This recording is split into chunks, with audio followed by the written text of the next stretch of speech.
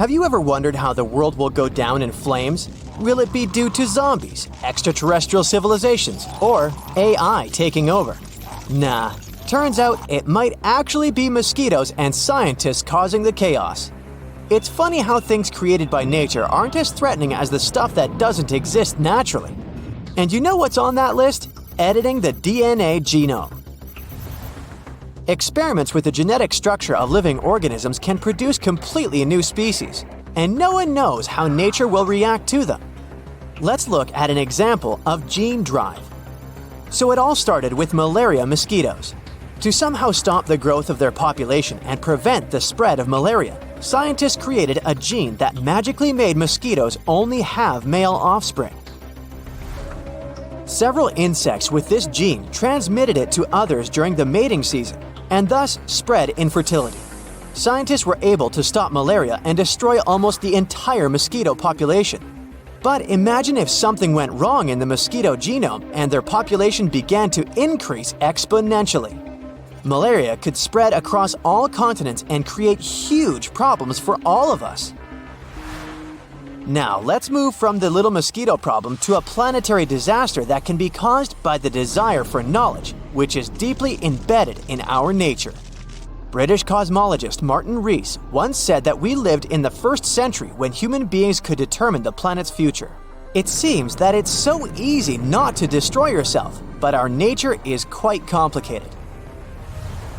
In pursuit of solving the mysteries of the universe, we have built a giant machine that, according to some people, may destroy our planet. And this device is the Large Hadron Collider. The main task of this giant machine is to accelerate particles and make them collide with one another. Scientists expect that the collider will help better understand the structure of our universe. In simple words, this is a miniature simulator of the universe. Using it may also shed light on the mystery of dark matter. During operation, the machine compresses atoms and makes them crash into one another at great speed.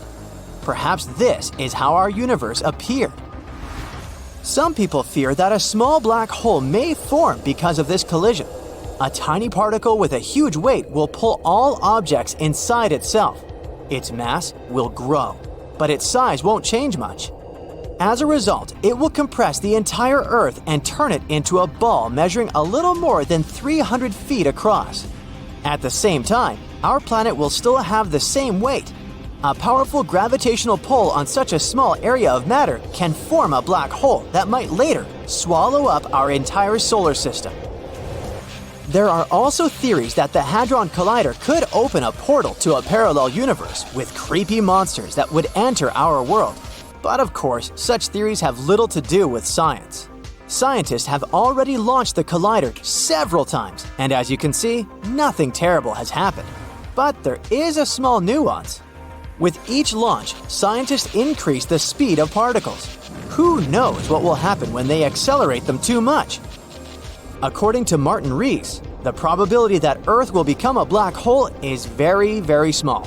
Particles with a much larger energy charge fly in space faster than in the Hadron Collider, and nothing catastrophic happens. Okay, now let's go back to our genomic games to see what else can happen if we continue experimenting with nature. The main problem might be an imbalance in ecosystems. In the 19th century, sailors accidentally brought mice to Gough Island in the South Atlantic Ocean. Rodents had no dangerous enemies there, so their population began to grow. Mice began to displace dozens of birds from their home. The rodents attacked the chicks and reduced the population of entire species. Trying to save the birds, scientists decided to get rid of the mice, but these little creatures still managed to survive. As a result, the balance of the whole ecosystem was disrupted. Using gene drive to get rid of one species can lead to uncontrolled population growth of another. Imagine that malaria mosquitoes controlled the population of some flies. And what would happen if these flies lost their main natural enemy? The population of these flies would start destroying other species, and it would begin a chain of destructive events. All this suggests that playing with things that don't exist in nature is very dangerous. We worry a lot about how artificial intelligence can take over the world and eliminate us. Still, at the same time, we don't pay attention to our actions. Genome editing can lead to positive consequences, such as the appearance of healthier people, and destructive ones, like the creation of artificial bacteria that can cause serious health problems. In general, destroying other species is a trait inherent in humans. Because of our actions, many animals have disappeared from the face of the earth. Moreover, we even destroy each other. Such aggressive behavior is our nature. And artificial intelligence doesn't have anthropomorphic properties. Its logic may be completely different from ours, and instead of destroying people, it might strive to save them. And we have something to save us from. Remember the giant asteroid that erased more than half of the living creatures on Earth? The fall of the space rock caused a massive blast wave, a tsunami, earthquakes, and dust clouds that covered the sun. Dinosaurs and other animals couldn't survive in such conditions. But what if something similar happens these days? Fortunately, we're better prepared than dinosaurs. Firstly, we have the technology to track giant meteorites and calculate their trajectory. And artificial intelligence can also help us with this. Secondly, we can destroy an asteroid before it reaches us. Several powerful rockets will quickly deal with any space rock and turn it into cosmic dust. Moreover, we will know in advance about its approach. But suppose that a huge stone the size of dozens of Everests will fly towards us. In that case, humanity should hurry with Mars colonization. But don't worry. Observing the sky shows that large asteroids capable of causing severe damage to our planet are moving in a different direction. The most giant known asteroid that could collide with Earth might do so in 2088. The probability that it will fall on our planet is 1 in 50,000, so you shouldn't have to worry about threats from outer space. What lies in the bowels of our planet is much more dangerous. Millions of tons of magma and hot gases can burst to the surface through destructive volcanic eruptions. More than 70,000 years ago, a large-scale eruption threw a tremendous amount of ash into the air, which then floated in the atmosphere in the form of a giant gray cloud for a long time. As a result, Earth's surface cooled down by several degrees, which led to one of the most massive extinctions in the history of our planet. Some eruptions happen not only inside volcanoes. There's such a thing as flood basalt. A colossal magma bubble accumulates under a vast area and begins to seep through faults in different parts. Magma slowly goes out there for many years and destroys all living things around. And the worst thing about this situation is that we can't do anything about it. Humanity has learned to track meteorites in space, but we're still not good at predicting a volcano's behavior. Even if we find out that some giant rock will wake up in the next 6 months, there's nothing we can do about that. We won't be able to prevent an eruption. All we can do is evacuate people from dangerous territory. We have no protection against earthquakes, and even more so, we can't stop the emission of ash into the atmosphere.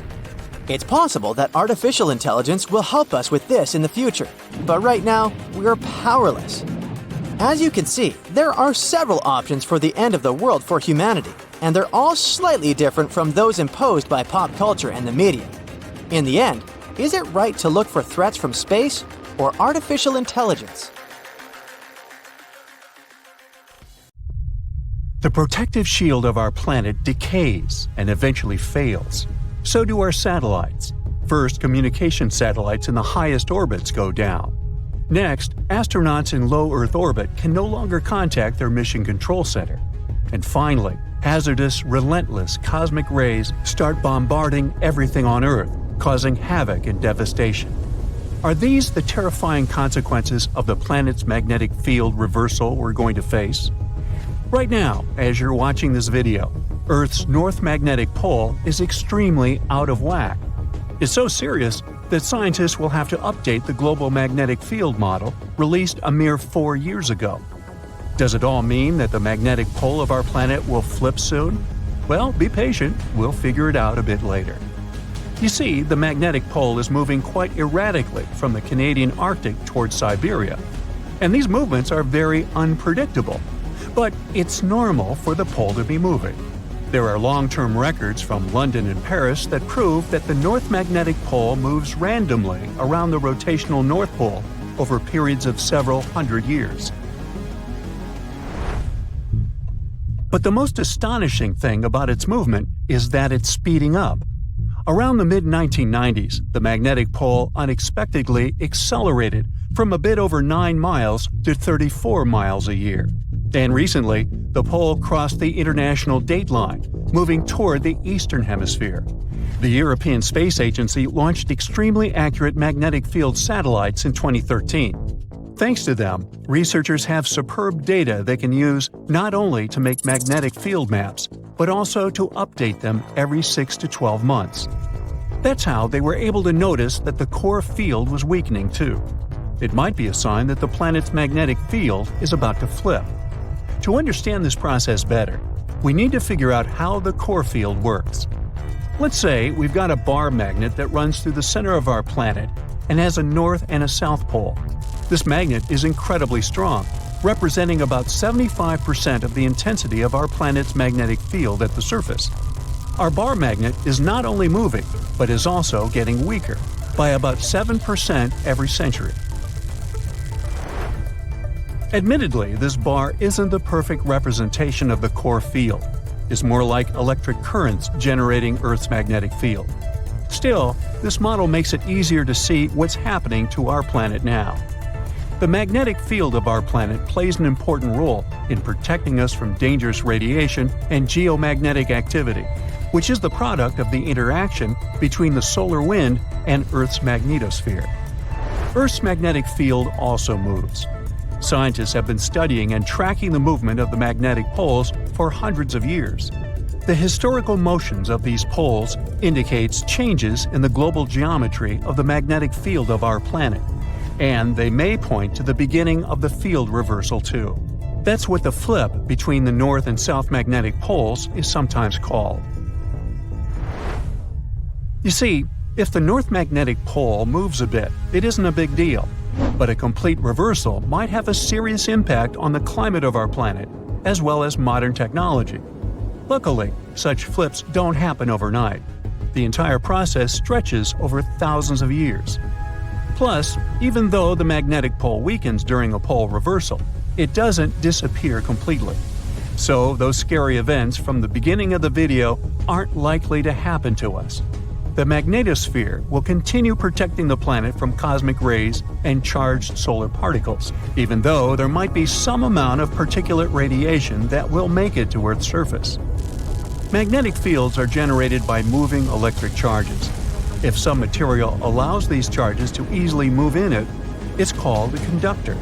Metal is a great conductor, and we often use it to transfer electric currents from one place to another. In this case, the electric current is negative charges called electrons moving through the metal. The current is what generates a magnetic field. Earth has a liquid iron core. In other words, there are layers and layers of conducting material inside our planet. Currents of charges are constantly moving through the core, and the liquid metal is also moving and circulating there, generating the magnetic field. This magnetic field, in turn, produces something resembling a bubble around the planet. It's called the magnetosphere, and it's located above the uppermost part of the atmosphere. This layer shields and deflects high-energy cosmic radiation, which otherwise would be extremely dangerous to people and other forms of life on Earth. The magnetosphere also interacts with the ionosphere, the layer of our planet's atmosphere containing loads of ions and free electrons and capable of reflecting radio waves. The interaction between these two layers and the magnetized solar winds is what scientists call space weather. The solar wind is normally mild, and there's no space weather whatsoever. But sometimes, the sun starts shedding gargantuan magnetized clouds of gas that can accelerate to incredible speeds. They're called coronal mass ejections, or CMEs. They're ejected from the sun over the course of several hours. CMEs usually look like giant twisted ropes and can occur spontaneously. Their frequency varies according to the 11-year-long solar cycle. For example, at a solar minimum, you can observe one ejection per day, and when the sun is in its most active phase, there might be 3 CMAs per day. Coronal mass ejections disrupt the calm flow of the solar wind and cause serious disturbances that can damage stuff both in space near Earth, like satellites, and on the planet's surface. If coronal mass ejections make it to Earth, their interaction with the magnetosphere generates geomagnetic storms. Those can trigger auroras, happening when a stream of energized particles hits the atmosphere and lights up. And then there are also solar flares. They develop more rapidly and with much more energy than coronal mass ejections. Solar flares often occur soon after coronal mass ejections. The most powerful volcanic eruptions pale in comparison to solar flares that release 10 million times more energy. Within a few minutes, one solar flare can give out billions of tons of charged particles. Solar flares are also insanely hot, with temperatures reaching several million degrees Fahrenheit.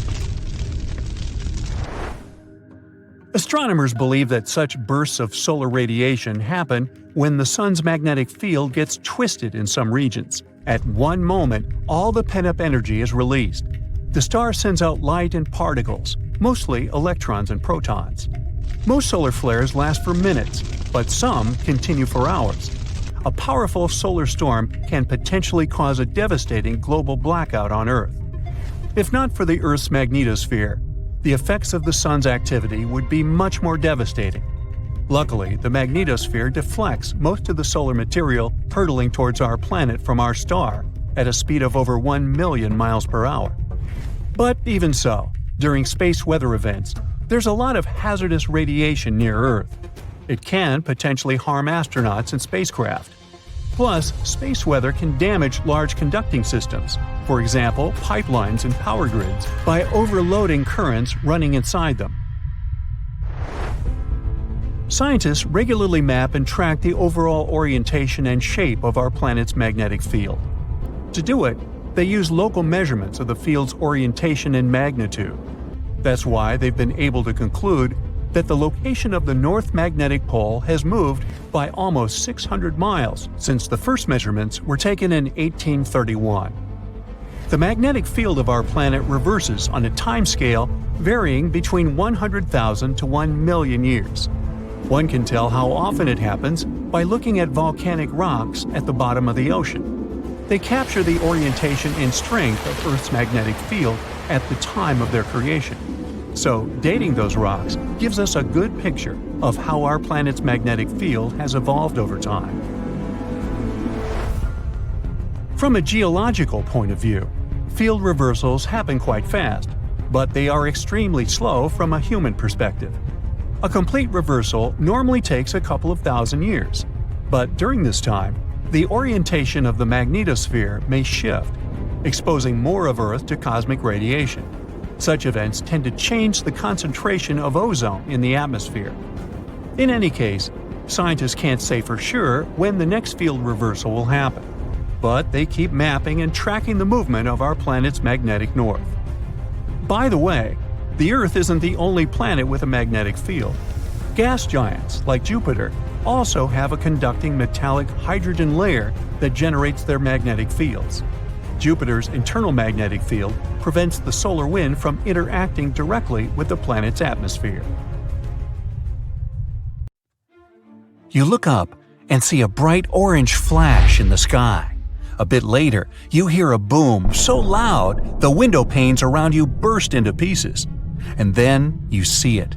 A giant piece of space rock burning high above your head, heading for Earth. When it touches the surface, the explosion leaves behind an enormous crater. It's 12 miles deep and as wide as Lake Michigan. After that, 3/4 of all living organisms on our planet are on the edge of survival. This event took place about 66 million years ago, and the bright flash in the sky was the very asteroid that wiped out the dinosaurs. These days, people have many ways to protect themselves, like we could hide in bunkers deep underground and survive. Such bunkers would already come in handy since there are many asteroids in the sky, and some of them are just waiting for their ticket to Earth to wreak some havoc. For example, the asteroid 1990 MU.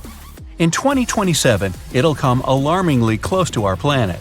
Many people fear that Earth's gravitational pull will trap the rock, which is the size of 2 Brooklyn bridges. In this case, it'll start to move closer and eventually crash into the planet's surface. Such an impact would cause a shock wave that would be felt on other continents. Once the asteroid hit the ground, there would be an explosion.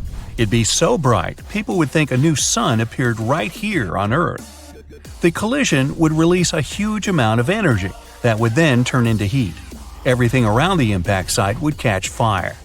And if the asteroid fell in the water, it would cause tsunami waves higher than the Empire State Building. Many coastal cities would be flooded. The dust that would rise after the explosion would cover the sun. The world would be plunged into darkness. If the dust stayed in the air long enough, the climate on the planet would change and Earth would start to freeze. If you think such a small meteorite can't cause serious damage, look at the Chelyabinsk meteor. It hit the Earth in the winter of 2013. When the space rock entered the atmosphere, people miles away heard a loud bang.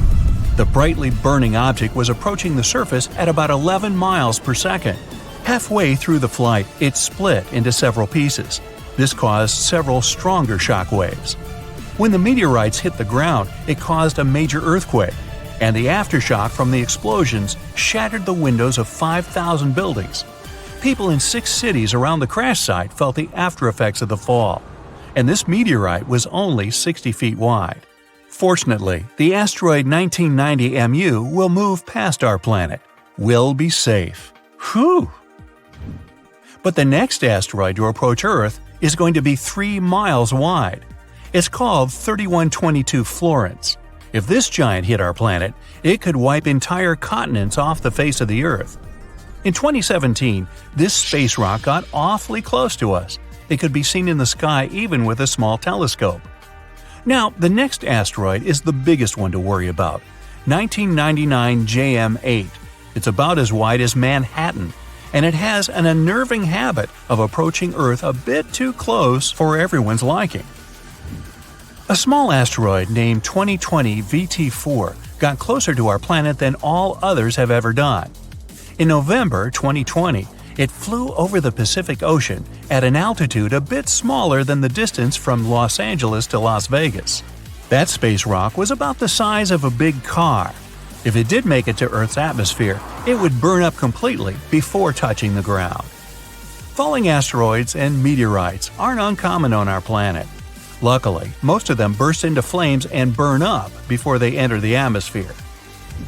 Mars is to blame for such frequent meteor showers. The planet isn't far from the main asteroid belt in the solar system. Sometimes, the gravitational pull of the red planet grabs asteroids from there. Then, Mars spins them around and flings them in our direction, just like a slingshot. So, Mars is a bully. Good thing we're protected by Jupiter. It's the largest planet in our solar system, and it has an incredibly strong gravitational field. It keeps the asteroid belt in line and protects us from being constantly hit by a rain of meteorites. And that's good news, considering Ceres is in the asteroid belt. This enormous space rock is so big that it was once considered to be a planet. Then, for many years, scientists called Ceres an asteroid. But in 2006, it was finally classified as a dwarf planet. This space object contains a third of the total mass of the asteroid belt, which is about 4% of the Moon's mass. If Earth were as large as a nickel, Ceres would be about the size of a poppy seed. So, what if an asteroid several miles across was heading toward our planet and people had to stop it? Well, we could break the space rock into smaller pieces. A massive explosion could be used to do this. People wouldn't even need to land on the giant asteroid. Getting close to its surface would be enough. Boom! A powerful burst of energy would split the asteroid into several large pieces and tons of debris. The smallest rocks would burn in the heat released in the blast, and it would also change the asteroid's trajectory.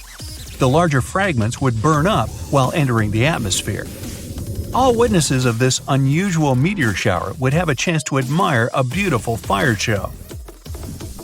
Another means of protection could be a kinetic battering ram. Simply put, it would be a huge object that people would send towards the asteroid approaching Earth. Or it could be a heavy spaceship. This is the method scientists produce to prevent the asteroid Apophis from falling to Earth. This guy is 1,200 feet across and often passes by our planet, coming as close as 19,000 miles above Earth's surface. The asteroid is going to pass close to our planet again in 2029, and there is a possibility that in 3036 it might crash into the Earth. If it happened, the explosion would leave a crater more than 3 miles across.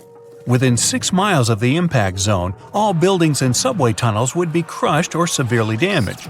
The event would also trigger a powerful earthquake. In the area of 30 miles away from the crater, car windows and window panes in houses would be shattered. And 75 miles away from the impact site, the earthquake would move furniture and buildings. One way to stop such a catastrophe is to build a heavy spaceship. It would take off from Earth, speed up, and then ram into the asteroid with great force. This impact would alter the course of the huge space rock, and it would fly past our planet. We could also try to stop the asteroid by wrapping it in foil. This would make its surface reflective, and then solar pressure might gradually change the asteroid's trajectory. Another alternative is using the gravitational tug. In this case, we would send an unmanned spaceship, large and heavy, toward the asteroid.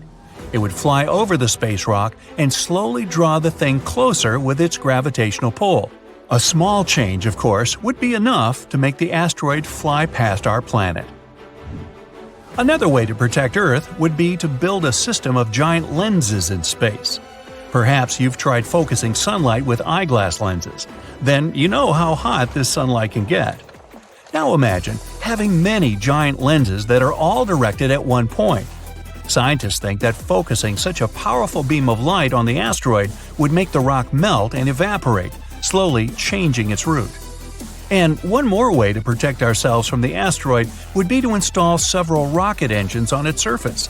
It would turn the space object into a rocket, and we could set its course from Earth. Rogue stars pose a much bigger danger. Like asteroids, they fly through space and can collide with anything in their path. The problem is that they have a gigantic mass, sometimes comparable to our Sun's. Around 70,000 years ago, a duo of rogue stars whooshed past the Sun. It didn't affect Earth, but caused some disturbance on the outskirts of the solar system. This event is likely to happen again someday. The rogue star Gliese 710, about half the mass of our Sun, is moving toward our solar system right now.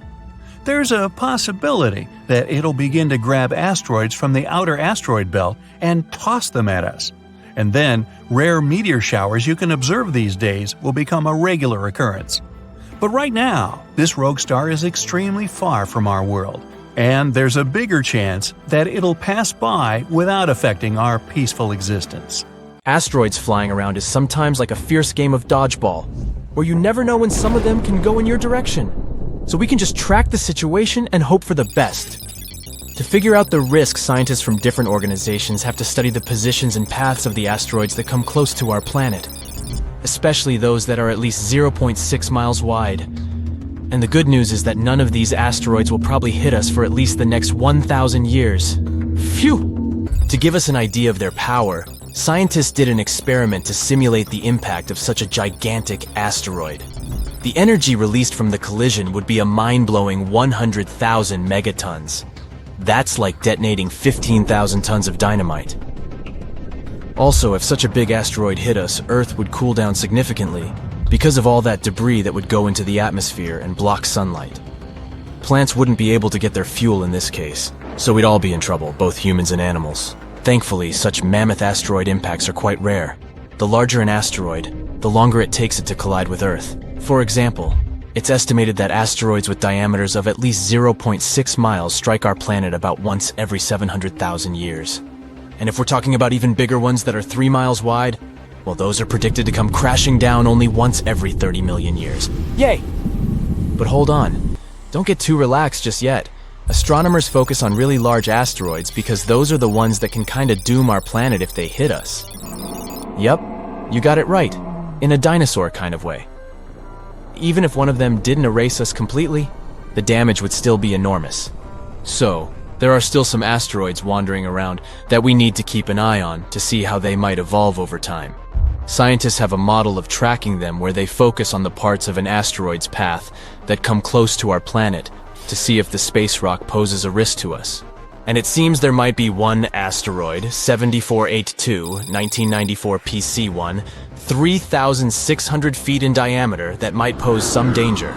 It's supposed to come closer to our planet in the next 1,000 years. And when I say risky, it means there's a 0.0151% chance of it coming within one Earth-Moon distance. It already passed by us in 2022, but we were lucky because it was far enough 1.2 million miles. I'd say we can relax when it comes to asteroid scenarios. For now. Asteroids slamming into Earth would be new for humankind, but not for the planet itself. As I said, there weren't many of those big ones, but they still had enormous consequences. The first one that comes to most people's minds is, of course, the Dinosaur asteroid, as big as a mountain, that struck our home planet around 66 million years ago, near Mexico's Yucatan Peninsula. It was chaotic. Global firestorms and tsunamis were all over the place. Dust was blocking out the sun, and vaporized rock released sulfur, which then led to acid rain and the acidification of the oceans. But there was an even bigger fella that came before that one. Around 2 billion years ago, a gigantic asteroid crashed into our planet and left a massive crater in South Africa. The one we know today as the Redefort crater. And it seems this asteroid might have been even bigger than we all originally thought. Twice as wide as the space rock that erased dinosaurs. The Redefort crater is confirmed to be the biggest visible crater on Earth, with a diameter of about 99 miles. It used to be even bigger when it first formed, though. Maybe even 155 to 174 miles across. It's hard to figure out its true size because the crater has been eroding for the past 2 billion years. Think of it like slicing off layers from the rim of a bowl. The diameter gets smaller with each slice. When the asteroid, 7 or 5 miles wide, that wiped away dinosaurs hit Earth about 66 million years ago, it caused massive destruction. Forest fires, acid rain, tsunamis, and so much ash and dust that it changed Earth's climate. This all made about 75% of life on our planet extinct. The asteroid that created the Redefort crater was not only bigger, but it also traveled at a higher speed, which means the consequences there would have been even worse. But it happened a long time ago, and living beings were different back then. Maybe it was some bacteria that didn't even notice that something unusual was happening. Earth is not the only one. Lots of impacts have happened across our solar system too. For example, in our close neighborhood. Yup, moving to Mercury and its massive crater called the Caloris Basin. It measures about 950 miles across, which is more than the state of Texas. There's a ring of towering mountains around the crater which makes it look even more impressive. You can see different colors in the mosaic image of the Caloris Basin. They tell us more about the geology of the basin. The orange parts represent lava that once flooded the basin. These lava flows covered the original surface and added this specific orange hue. And after the lava flooded the basin on Mercury, smaller craters formed on top of the lava surface. These craters dug into the ground and uncovered the material hidden beneath the lava. Some of this material is blue in color. And this blue stuff could be a clue about what the original floor of the basin had looked like before the lava covered it. Venus, the hottest planet in our solar system, has a thick atmosphere that comes with a pretty good defense system against space rocks. It's so dense that it burns up most meteors before they even reach its surface. As a result, you won't see as many visible craters on Venus as on other rocky planets in our solar system. But Venus still has some scars that can tell us about some serious impacts that happened there. And one of the biggest scars we know about is Meade Crater. It's enormous. About 170 miles in diameter. The inner floor of this crater is relatively flat and kind of brighter than its surroundings. It's possible that the crater ended up filled with a mixture of melted rock after the impact, and maybe even lava from volcanic activity on Venus. Want to get an idea of what Earth might look like without its protective layer called atmosphere? Just take a look at the Moon. Its surface is littered with impact craters. This Tycho is one of the craters you'll easily notice on the Moon. When you look at the full Moon, you can spot it as a distinct circle with bright rays that radiate outward, slightly off-center on the lower left side of the Moon. This crater, 53 miles wide, has a beautiful central peak in the middle that's topped with an intriguing boulder. The size of this boulder is impressive. It would fill about half of a typical city block here on Earth. When talking about craters, we definitely can't leave out Mars. The red planet has a much thinner atmosphere than Earth. When spacecraft approach Mars, they rely on the planet's atmosphere to slow them down as they enter it. And indeed, the atmosphere helps slow spacecraft down during landing. but it's still not thick enough to completely protect Mars from all those space rocks that are coming all the time. From July to September 2018, a dark spot appeared on the southern pole of Mars. It consists of two distinct patterns. A theory says that the bigger, lighter-colored blast pattern can be the result of an impact shock wave scouring the ice surface. The impact generated winds that spread out and scoured the ice. The inner blast pattern, which is darker in color, occurred because the impacting object managed to penetrate the thin ice layer. As it hit the surface, it sent dark sand and debris flying. Let me take you to a place that seems to be out of this world. Life inside this cave has been isolated from the outside world for about 5.5 million years, and it does show. See for yourself. Due to such a long isolation, the conditions inside the Mobile Cave are like nowhere else on our planet. A unique ecosystem is flourishing there, even though there is a severe lack of sunlight inside the cave, and the air is toxic. The cave, located a few miles west of the Black Sea in Romania, was first discovered in 1986. Nowadays, you can only visit it if you have special permission. Plus, the central caverns are guarded naturally by narrow limestone tunnels and vertical shafts. So, if you're no stranger to claustrophobia, you'd probably better not enter this place. In the depth of the cave, the air has twice less oxygen than the air outside. Instead, it contains a lot of carbon dioxide and hydrogen sulfide, so not the freshest air you can breathe.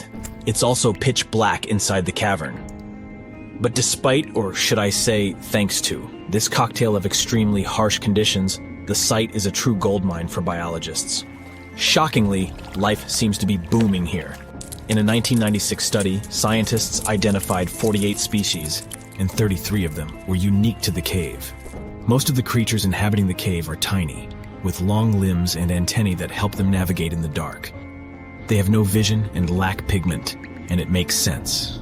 Why would you need to be able to see if you live in total darkness? And why would you need to be pretty and colorful with no one to see you?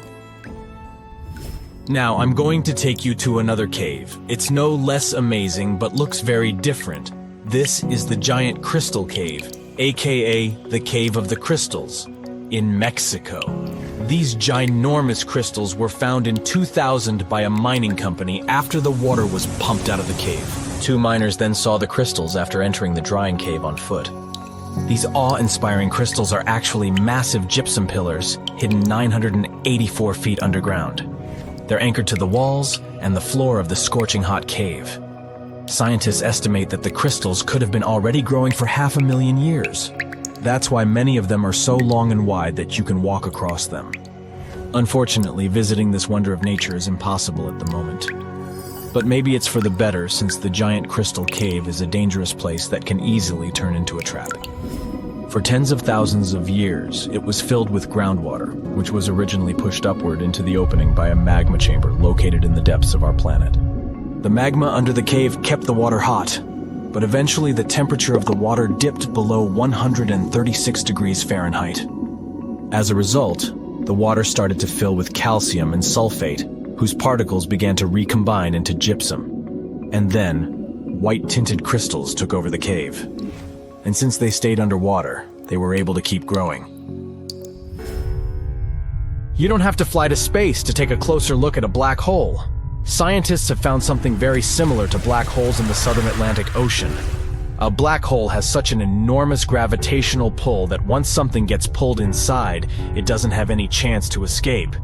Even light can't get out of a black hole. But ocean black holes seem to be almost as powerful as their space relatives.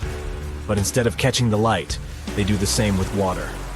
Ocean eddies are massive whirlpools that spin against the main current.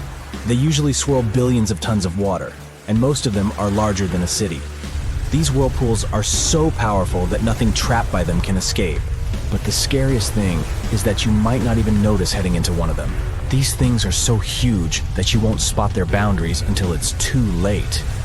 When scientists started exploring ocean vortices with the help of satellites, they discovered the borders of several eddies. After that, they managed to prove that, mathematically, these whirlpools are the same as mysterious black holes in space. Massive eddies are surrounded by super-tight barriers where fluid moves in closed loops. Even water can't get out from the inside of these loops. That's why tight ocean vortices play the role of enormous containers. Water inside them can be totally different from the ocean surrounding an eddy. And I'm not only talking about its temperature. The salt content inside and outside a whirlpool often differs as well.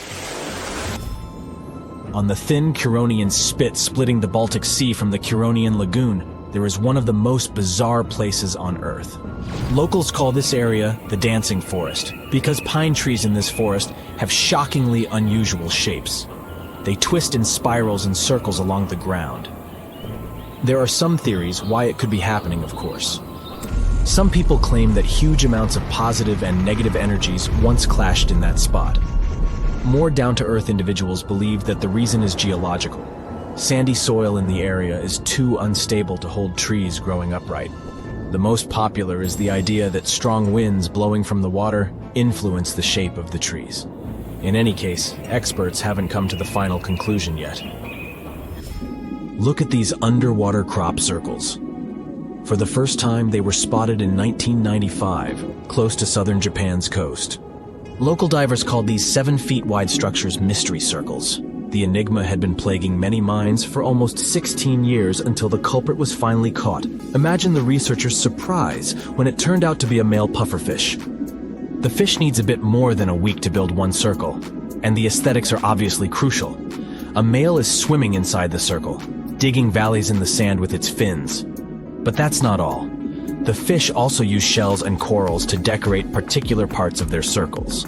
This whole build-a-circle thing has a practical purpose as well. The way a male fish swims pushes the sand toward the center of the circle and creates a mound which later serves as a nest. The next mystery on our list is in the Caribbean. Just off the coast of Belize, there's a giant sinkhole. That's the Great Blue Hole. It's about 1,000 feet across and more than 400 feet deep. Once, a long time ago, this hole was a cave. But then rising waters filled it, making it collapse in on itself. The deeper you'll descend into the Great Hole's crystalline waters, the darker it will become. You'll see tons of stalactite-filled caves there, but entering them is extremely dangerous, unless you want to get hopelessly lost. Once you reach a depth of 50 feet, you'll notice that the water is shimmering. That's the invisible line dividing the sinkhole's salty top from the freshwater abyss. You might want to turn back right now. Who knows what you might come across in the murky depths. There was an old Amazonian legend that told about the river that was so hot that it boiled. And it was believed to be just a legend until Peruvian geoscientist Andres Russo questioned if the river could be real. All experts denied such a possibility. After all, hot rivers do exist, but only in the areas where there are volcanoes. As for the part of the country mentioned in the legend, there are no volcanoes in that region. But Andres Russo was too dedicated to give up. And in 2011, he finally located the river from the legends. The water in it was indeed steaming hot. Its temperature was 186 degrees Fahrenheit, not boiling, but pretty close to this point. But what shocked the researcher the most was the size of the river. One could think that the almost boiling water was the result of the activity of an underwater hot spring. But thermal pools are always small, while the river is 20 feet deep and flows for almost 4 miles. This is the only river of its kind on our planet. About 800,000 years ago, I wasn't around then, a gigantic asteroid soared through space and plummeted toward Earth. It slammed into our planet with enormous force. It blanketed 10% of Earth with shiny black and green lumps of rocky debris known as tektites. Tektites are pieces of rock that get liquefied by the heat of a meteorite impact. Then they cool down to look like dark, glassy pebbles. A trail of these tektites was strewn across Southeast Asia and reached all the way to eastern Antarctica. This is how scientists know this giant meteorite crash happened. Well, researchers spent nearly 100 years trying to find the gigantic crater caused by the impact. But tektites were too widespread. That's why they couldn't pinpoint the exact location. Until recently. A team of experts from different universities tried to discover the ground zero of the meteorite impact. They investigated several craters in China and Cambodia, but none seemed to be created by a meteorite crash. The experts then decided to investigate Laos. It's a country where they discovered the largest and most concentrated number of tektites. After ruling out all visible craters, the team came up with a new theory. What if the crater is hidden by something? In search of the potential crater, the scientists measured gravity readings at different locations all across Laos. At the site of an ancient volcanic eruption, below thick, dense layers of cooled volcanic lava, they discovered a severe gravitational anomaly. It turned out to be a large, elongated crater, over 300 feet deep and spreading 8 miles wide and 11 miles long. Based on the location and the crater's enormous size, scientists believe this is the impact site of the ancient meteorite. Meanwhile, over 2 billion years ago, long before the age of dinosaurs, Earth was struck by one of the largest asteroids to ever hit our planet. The asteroid was approximately 6 to 9 miles across and created the biggest impact crater on Earth. This is the Vredefort crater. You can find it in present-day South Africa. When it was formed, it had a gigantic diameter of 186 miles. Over the centuries, the massive crater slowly eroded away into the Vredefort Dome. That's a rocky hill formation that was the central site of the asteroid's impact. This formation is so large that it can be seen from space. Today, the Vredefort Dome is a recognized World Heritage Site. It's also home to several towns and communities that encourage tourists to come and visit the ancient crater. In 1943, one pilot strayed from his regular flight path to avoid dangerous weather conditions. Flying over Quebec, Canada, he spotted a large, perfectly circular basin. That is how the Pingualuit crater was discovered. Around 1.4 million years ago, a meteorite hit this spot, creating this small but deep impact crater. It has a diameter of 2 miles and a depth of 1,300 feet. A lake of deep blue water has formed at the bottom of the crater. It's said that this lake contains some of the purest water in the world as it has no inlets or outlets. It means that the lake is only filled by rains and melting snow. The lake is home to one species of fish, the Arctic char. The Sudbury Basin is also in Canada. Formed over 1.8 billion years ago, it's one of the largest and oldest impact craters in the world. It's located in Ontario, but the impact from the collision was so powerful that debris from it was found 500 miles away in Minnesota. Unlike most impact craters that have a circular shape, the Sudbury Basin is an oval. It's 39 miles long with a width of 19 miles. The original impact site might have been a whopping 10 miles deep, but its modern-day version is much shallower. The asteroid that created the basin carried a high concentration of natural minerals. This made the soil in the crater incredibly fruitful. Today, its floor is home to numerous fruit and vegetable farms. The unique crater formation of Sudbury Basin was used to train Apollo astronauts before they embarked on their missions to the Moon. Perhaps the most famous meteorite of all is the Chicxulub. That's the meteorite responsible for wiping out 75% of all plant and animal life on Earth, including the dinosaurs. The Chicxulub meteorite had a diameter of 6 miles when it struck Earth 66 million years ago. The crater now lies off the coast of Mexico, hidden deep beneath the seabed. It's around 93 miles across and 12 miles in depth.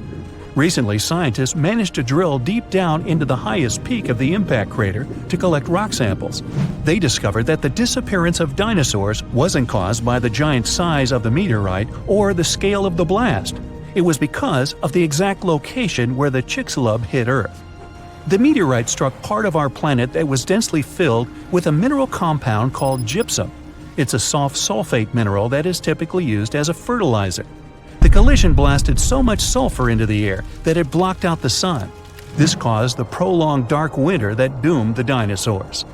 One of the youngest craters on Earth is the Barringer crater in Winslow, Arizona. The Barringer crater is also one of the best preserved craters on Earth. It was formed 50,000 years ago when a heavy meteorite made mostly of iron plummeted down from space. Earth's atmosphere barely slowed down the massive chunk of metal. It collided with the ground with incredible force.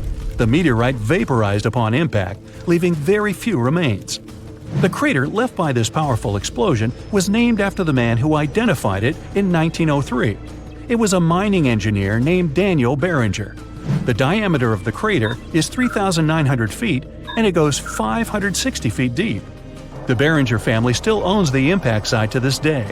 You can visit the crater and take a guided tour around its rim. The Papagai crater in Siberia is one of the most interesting craters on Earth. An asteroid impact over 35 million years ago formed this massive basin. The crater is 62 miles across, which makes it the fourth largest one in the world.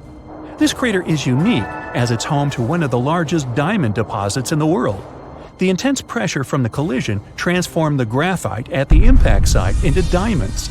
Scientists say that the crater contains trillions of carats of diamonds, but no one has ever mined them due to the site's remote location and lack of infrastructure.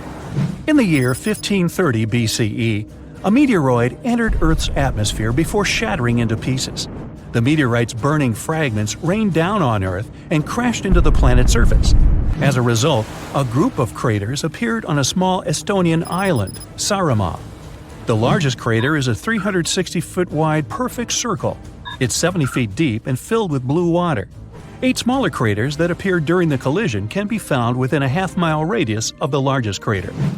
The impact of the meteorite fragments caused the trees on the islands to catch fire. Almost all forests burned down. Luckily, the woodlands have now grown back, and the craters are a popular hiking destination for tourists. A meteorite struck the area we now know as Quebec, Canada, around 200 million years ago. This collision created the 6th largest impact crater in the world. It had a diameter of 40 miles. Over the century, the outer rim of the crater has filled up with water. It's now known as Manicouagan Reservoir.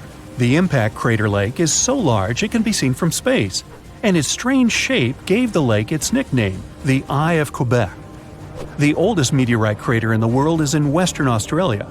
The Yarrabuba crater is 2.2 billion years old. Well, that gets my vote for the best crater name. The impact site is so ancient that the original crater has completely eroded away. Yarrabuba's diameter was around 19 to 43 miles. Scientists managed to figure out the age of the impact site by analyzing the ancient crystals and minerals found within the crater. So we're moving to 66 million years ago in the world where dinosaurs lived. What are we doing here? We're just watching these giant reptiles and waiting for one of the most massive disasters on our planet to strike. Right now, a giant asteroid bigger than Mount Everest is flying at a tremendous speed, exceeding the speed of sound 40 times in the direction of our planet from the depths of space. It passes through our atmosphere, heats up, and hits the coastal part of the island of Yucatan, which separates the Gulf of Mexico from the Caribbean Sea. The enormous release of energy destroys all living things in the area, on land and in the ocean. The air over the island is filled with smoke and ash. Yucatan Island has taken the brunt of the blow. The blast wave instantly turns the green territory into a giant, lifeless crater. The asteroid fell at the wrong time. By the moment of the catastrophe, Earth had already been undergoing devastating changes. Continents were separating from one another, and some volcanoes were waking up, pouring lava onto the ground. Dinosaurs had been almost on the edge of extinction, but the asteroid shaped their fate. Now, Yucatan looks like a giant funnel of melting rock. There are no more dinosaurs here. But what about those animals that were far from the crash site?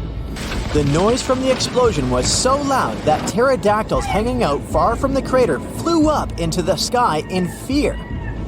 A Tyrannosaurus got distracted from its hunting and ran away as far as possible, along with Triceratops. But somewhere, even further, in mainland Mexico, ancient lizards continued to chew grass and run around fields. They did notice a bright flash, but didn't mind it. They didn't even hear the sound of the explosion because the sound wave dissipated in the air. No blast wave, no earthquake, and no meteor shower. Dinosaurs continue with their lives. Unfortunately, not for long. Most dinosaurs would have survived if the meteorite had fallen in a field, ocean, or any other place.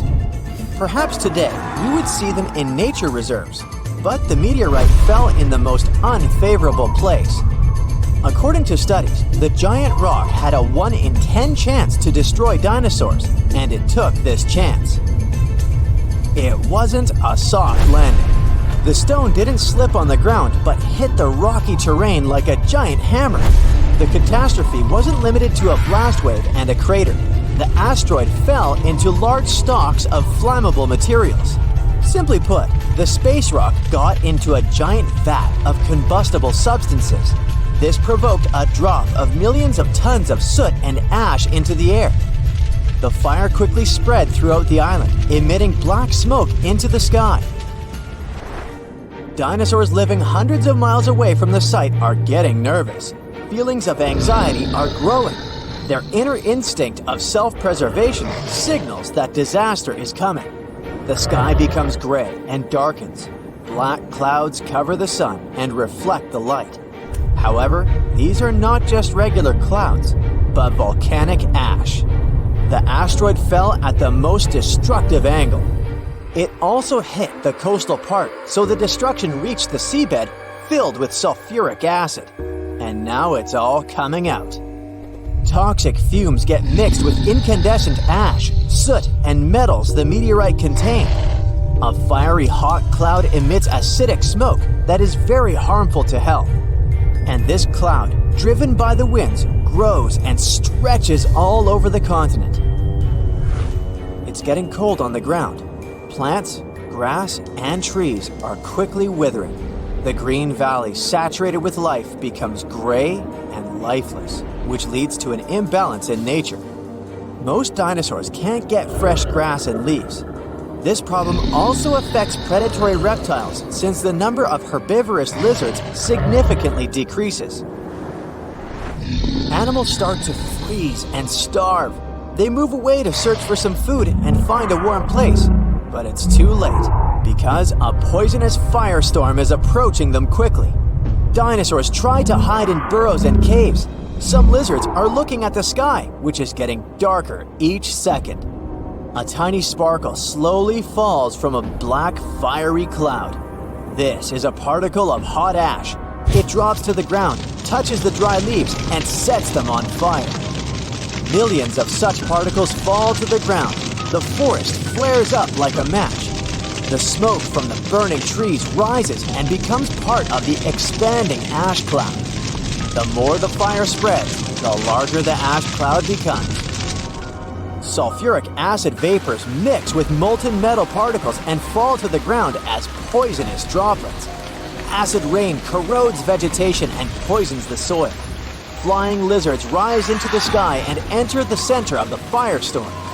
Dinosaurs on the ground are running from the forest towards the water, but it's impossible to escape from the apocalypse.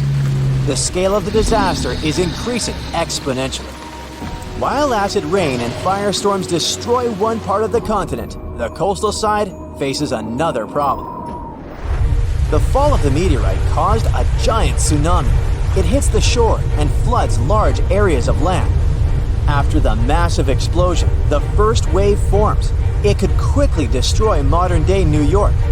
A series of smaller waves, the size of a 5-story building, sweep across the Atlantic Ocean and the North Pacific Ocean. Giant tsunamis are not so scary for deep-sea dinosaurs, but the poisonous cloud poses a danger to them. Particles of sulfur and ash cover the sky above the water surface and bring down poisonous rain.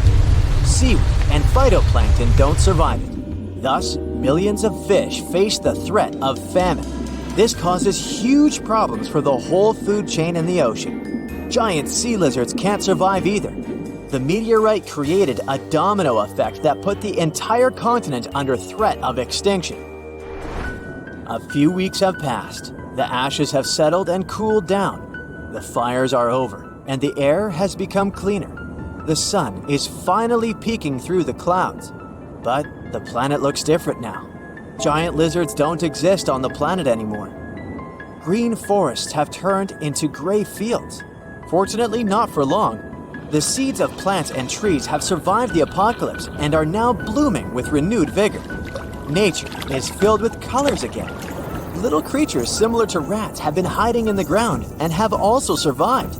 And now they finally get out to continue spreading life. It wasn't firestorms, tsunamis, fires, and lack of sunlight that destroyed the dinosaurs. The primary damage to the world at that moment was the disruption of the food chain. All big herbivorous dinosaurs and giant toothy monsters lost their food sources. Small animals and some flying dinosaurs survived to further evolve into modern birds and mammals. Large animals, the size of a rhinoceros, appeared 15 million years after the disaster. Tens of millions of years passed since that moment, and then humanity appeared. Thanks to modern technology, we've discovered the reasons for the destruction of dinosaurs. We don't know every detail, but we have a common picture of those events. And the scariest thing is that if the same asteroid fell again into some explosive terrain, we wouldn't be able to do anything about it, and our remarkable technologies wouldn't help much. Yes, we might disperse ash clouds and extinguish some fires, but it would be insignificant. Floods, fires, and acid rain would make life in big cities unbearable. The only thing that would help us survive could be underground bunkers and other reliable shelters. But how to survive the famine that would come after the destruction of vegetation and crops? We are developing and improving technologies that can protect us from asteroids, like lasers or space rockets with explosives. But even if we destroy one big rock, it might tear into a million pieces. Some will burn up in the atmosphere, and some will fall on the planet in the form of a meteor shower. Anyway, we'll face huge natural disasters. Therefore, all we can do now is hope that no rock from space will come to us. The Earth has three main layers: two parts of the core, the dense, hot inner core, and the molten outer core. Then comes the mantle. And then follows the thin crust, the surface that supports life as we know it. At least, that's what we thought, because now scientists found a new mysterious layer located deep within the solid inner core. Earth's inner core is approximately 2/3 the size of the Moon. And made of nickel and solid iron, it's burning hot. The temperature at the center of our planet is the same as at the surface of the Sun. The outer core can reach almost 10,000 degrees Fahrenheit. It's difficult to explore it because we can't go there, and it's like looking through a really dirty window of 3,200 miles of molten metal and rocks. But we can rely on laboratory experiments on heated pressurized rocks, signals from seismic waves, and computer models. When an earthquake hits, it sends out seismic shock waves. Those waves travel through layers at a different speed, depending on the direction they go and the material they move through. In the new study, a team of scientists set a data set of 100,000 deep earthquakes. Some of them went over 60 miles below the surface. When an earthquake happens on one side of our planet, scientists track its waves all along to the other side. Waves change when they come to the other side, so scientists try to understand the materials these waves have passed through. They found a new layer in the core of our planet thanks to earthquakes. Normally, shock waves travel along the equator, but down below, they digress and go into different directions, about 60 degrees to the side. When waves pass through the inner core going from north to south, they will travel more quickly than waves going through the core parallel to the equator. It's important to understand the core because it creates our magnetic field, which in turn protects the planet from things like solar winds that are charged particles coming from the sun. In the 1960s, we discovered the Earth pulsates every 26 seconds. It's like clockwork, a giant heartbeat. The ground is slightly shaking, but we mostly don't feel it. Researchers can still track it. Some of them think the continental shelf comes as a huge wave break under the oceans. For example, the highest part of the North American continent falls off into a deep abyssal plain. One theory says waves hit this spot, producing regular pulses. It's like having all kinds of drums. You hit them with your hands and accidentally slam that one spot that produces the right harmonic bang to rattle our entire planet. If this theory is true, we're lucky there are no more spots like this that can shake the Earth. Other scientists believe the pulsation happens because there's a volcano near the critical spot, the island of Sao Tome in the Bight of Boni. You're walking, running, and jumping, but when you stop, it always feels like you're standing still. In reality, you're moving even when you're perfectly still because our planet is always on the move. Depending on where you're at, you could be spinning through the universe at more than 1,000 miles per hour. If you're on the equator, you'll move the fastest. Let's say you have a basketball spinning on your finger. Check the ball's equator. A random point on it has farther to go in just one spin than any point near your finger. That means the point on the equator is moving more quickly. The Earth is a planet that recycles all the time. The ground we're walking on is recycled. Our planet's rock cycle turns rocks of one type into another. That's a cycle that goes on and on. The depths of our planet are filled with magma. As magma is going out onto the surface, it hardens into rock. Tectonic processes like volcanic activity, earthquakes, mountain building, and all of the other processes that shape the surface of our planet bring that rock to the Earth's surface. When the rock is on the surface, erosion shapes it and shaves its bits off. Those small particles then get deposited. All the pressure coming from above compacts the particles into sedimentary rocks, like, for example, sandstone. Sedimentary rocks can also end up deeper and deeper under the Earth's surface. Since there's a lot of heat and pressure, they get cooked into metamorphic rocks. They can go back to the surface once again, or even end up being re-eroded. Sometimes the crust plates are pushing one under another, and this way, rocks can transform into magma once again. We've explored only 5% of the ocean so far. The ocean itself, as well as life below the seafloor, is still a mystery. The sediments that are underlying our oceans are home to different microorganisms that exist even at depths of 1.5 miles beneath the seafloor. There are microbes hidden deep inside volcanic rocks below the seafloor off of the parts of the Pacific, hidden under 870 feet of sediment. The biosphere under the seafloor is growing extremely slowly compared to life on the surface. Cell division happens every 10 to 1,000 years. Something's different about the Earth's axis.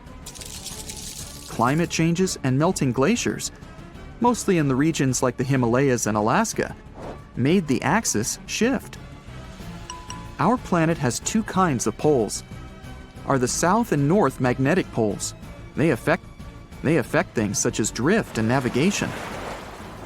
The axis that the Earth is spinning around is another kind of pole. It shifted a little bit over time, but we don't know exactly why. Researchers realize there are moving masses of water, pushing the Earth's axis eastward. Take a basin of water as an example. If you're moving it back and forth, sloshing makes the water move its weight all around. A similar thing is happening on a planetary level. No matter how large an earthquake is, no human could ever feel an earthquake on the opposite side of the Earth, although some people claim they did. In 2013, there was one near the Kuril Islands with a magnitude of 8.5. It went around 400 miles deep.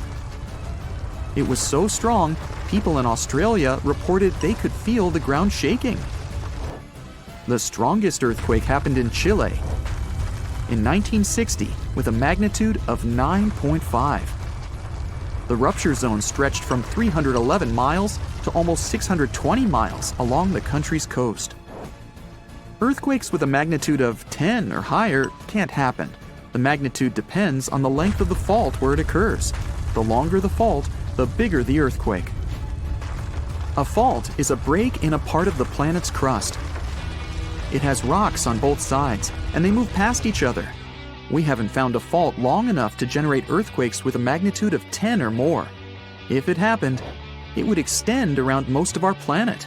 An earthquake with a magnitude of 12 would require a fault larger than our planet. One side of our planet is getting colder than the other. The Earth has a system that keeps it warm from the inside, a red-hot liquid interior deep below the surface. It spins and, at the same time, generates a magnetic field and gravity. That way, the Earth's core holds the atmosphere closer to the planet's surface. The Earth also absorbs heat from the sun, mostly on the surface. The heat doesn't spread equally on all parts of the Earth. One side of the planet, the Pacific Hemisphere, is losing heat more quickly than another, the African Hemisphere. This happens because land traps more heat than the surface under the ocean. The seafloor is way thinner than the landmass. Also, the temperature caused by the heat coming from inside the Earth is getting lower because of huge amounts of cold water above it. Clouds are not just like some fluffy distant pieces of cotton. They weigh more than 1 million pounds and help regulate our planet's temperature. If you take all the water droplets in clouds and bring them to the surface, you could cover the planet with a liquid layer as thin as a human hair. It doesn't seem like a lot, but this water is crucially important for climate. We'd have warmer temperatures if it weren't for the clouds. Look at this spatula. Just a regular tool, mix and spread ingredients, right? But wait, this one is floating in space for some reason. So there's this astronaut named Pierce Sellers. There he is. He's up there in space, just doing his thing, when all of a sudden, he accidentally drops his trusty spatula. Let me give you some context. This all happened during the Space Shuttle Discovery's STS-121 flight back in 2006. They were on their way to the ISS on a mission to test out some new safety techniques. And now this spatula is just a tiny drop in the ocean of space debris. Humans have been exploring space for over half a century now. We've left all kinds of random stuff up there, from itty-bitty bolts to entire space stations. We've chucked a ton of things into the great beyond. Most of it burns up in a spectacular blaze as it re-enters Earth's atmosphere. But some bigger pieces can be a real danger for astronauts and their fancy spacecraft. Imagine accidentally crashing into a massive hunk of space junk. There are other weird things found in space. In November 2008, astronaut Heidi Stefanishun Piper was out on a spacewalk trying to fix a jammed gear on a solar panel. Suddenly, she lost her grip on the bag. That bag weighed around 30 pounds and was filled with all sorts of cool stuff, like grease devices, a scraper tool, and bags for debris. And it was pretty pricey for a tool bag. It cost around $100,000. Sometime later, amateur astronomers spotted the bag floating around in space. If you're in North America, you can even check if the tool bag is passing through your little slice of the sky. Just hop on over to spaceweather.com's satellite tracker and see if you can catch a glimpse of this interstellar tool bag. By the way, if you need to twist some wires in space and you don't have pliers, well, you may stumble upon them as they're free floating in space too. Back in the day, when astronauts were just getting their space groove on, they tended to misplace things up there. During his first spacewalk on the Gemini 4 flight in 1965, Ed White, a famous spacewalker, accidentally let go of his glove. That glove decided to have its own adventure and hung out in orbit for a whole month before getting roasted in Earth's atmosphere. So not all debris is there to stay after all. So, space junk is basically all the stuff floating around in space that humans have left behind. Before we got all curious and started exploring, there wasn't any space debris hanging around.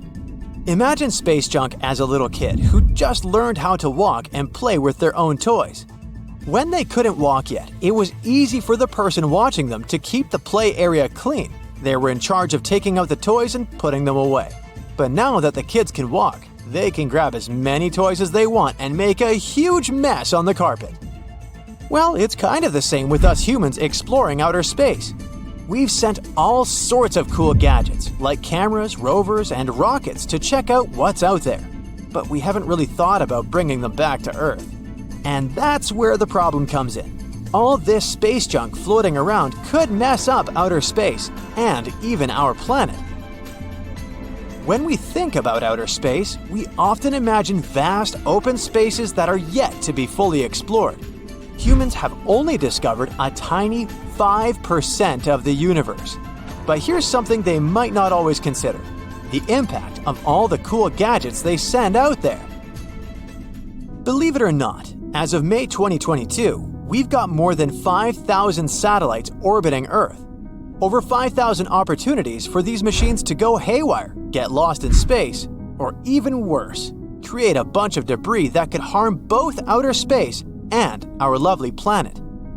There's at least 3,000 satellites just hanging around up there, not doing anything useful, and nobody seems to be bothered about bringing them back home. And what if one of these inactive satellites accidentally collides with one of the thousands of other space junk pieces orbiting our planet?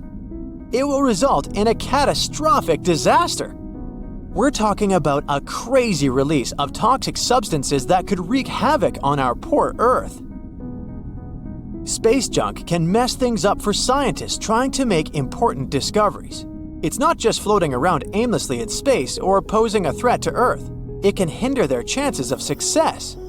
Even the moon has its fair share of junk, which Neil Armstrong definitely didn't encounter when he landed there in 1969. Think of it like this. Imagine you're an artist trying to create a huge painting. It's hard to do that if there's a bunch of old paints, brushes, and other stuff cluttering up your play area, right?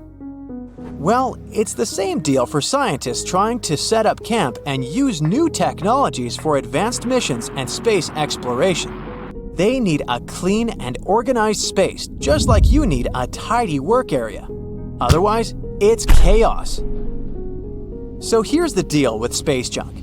It's not just about sending stuff up into the atmosphere. It's also about how far away we send it.